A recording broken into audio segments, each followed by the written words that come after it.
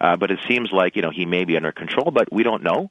It seems like really, ultimately, looking back at it, at that moment, it wasn't a huge didn't take a huge physical toll on him. Nonetheless, it's still open for him to explore his options, and I think he is. If this guy knew how to play the game, when he was called by the press, he should have said, you know what, I was assaulted. My life's never going to be the same. I have nightmares. I haven't been able to go back to work. I'm nervous. I'm shaking all the time. He could have really poured it on. He could have even added that he was so shaken he didn't get a chance to put Darren McFadden in the starting lineup. Naturally, of course. That goes without saying. Okay, we're talking with Rypien Macramalla, one of the partners over at Gowlings, and he's a sports legal analyst. That's one of the things we want to talk to you about. And another, of course, has to do with football. So this is right down your alley as well, or maybe not. But the National Football League is dealing with a case of sexual harassment regarding Brett Favre vis-a-vis Jen Sturger. Is there a case here? You know what? At this point in time, Tony, it's tough to say what kind of case there really is here. At this point, Favre has admitted to leaving the voicemails. Okay, when you look at sexual harassment, what you're looking at is, were there unwelcome sexual advances? So at this point, if he left the voicemails, but we're not really sure in what context they were left in.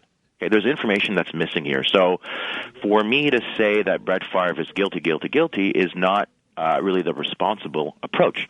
There's some evidence out there that may suggest there was a situation going on here.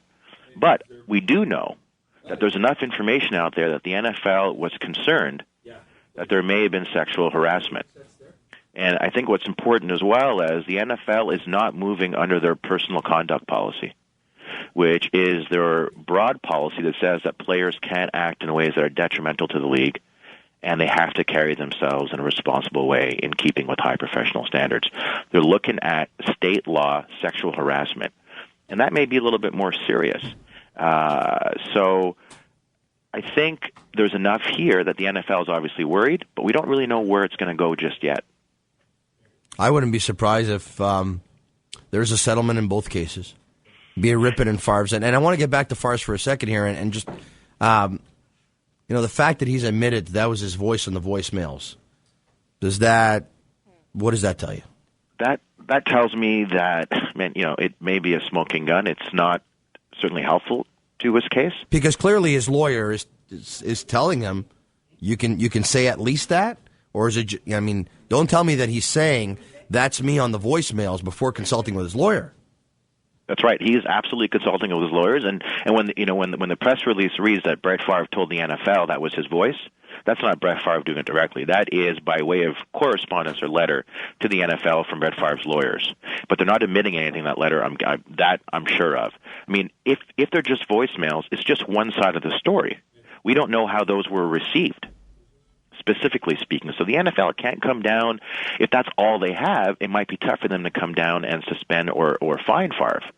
They need to know unequivocally that something wasn't right here. Now, it kind of doesn't pass the sniff test maybe for the NFL, and sexual harassment obviously is a very offensive and inappropriate type of behavior that needs to be dealt with very seriously. So that's why the NFL is looking at this very closely. Okay, where do the New York Jets fit in here? The Jets have their own issues here because at the time it's rumored that maybe she was employed by the Jets or she was sort of an independent contractor, not a direct employee of the Jets, but still working in the Jets environment. It's open to her to consider also suing the Jets. If it's shown that the Jets knew about this type of behavior, not necessarily Favre's behavior, but this type of behavior, and they didn't do anything. Which actually brings me to the next point. And the NFL is going to be very sensitive to this kind of situation because they do know that while this behavior is completely inappropriate, I'm guessing it's not isolated or unique in the NFL.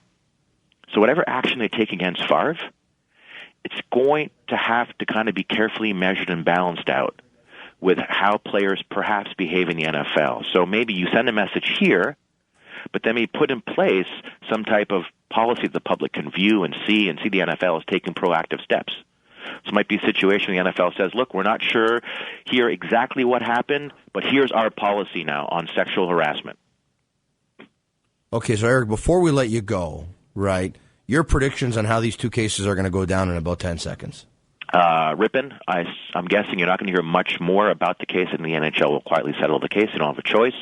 With Brett Favre, I'm seeing that the NFL, no matter how this pans out, they will come out publicly with some kind of new policy or something like they did in the personal conduct policy. And that's probably as far as I can go on the Brett Favre situation at this point without knowing more. Jen Sturger's going to make money? Sorry? Jen Sturger's going to make money in this? She hasn't sued. She hasn't filed a complaint. She hasn't even cooperated with the NFL at this point. So she may not want to make money on this, and she may not make money on this. Appreciate you taking the time. Thanks, guys. All right. He's a sports legal analyst and a partner over at Gallings. We're going to break away the Montreal Forum weekdays between 10 and noon. I'm Tony Marinaro. We'll be back on the Team 990.